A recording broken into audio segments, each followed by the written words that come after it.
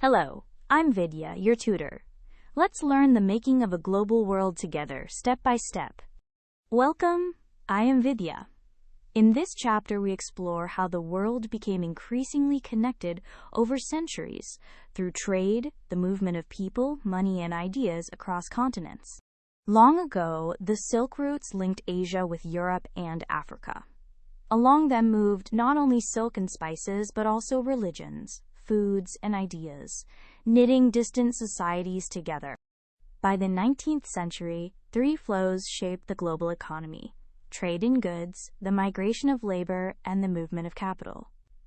Faster railways and steamships made these exchanges quicker than ever before.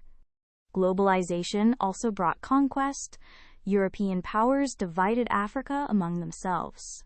A cattle disease called rinderpest wiped out livestock, ruining African herders and forcing them into colonial labor markets.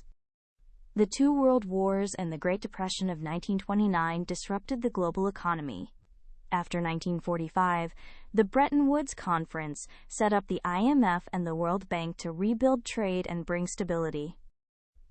To recap, the global world was made over centuries through trade routes, migration, and the flow of capital.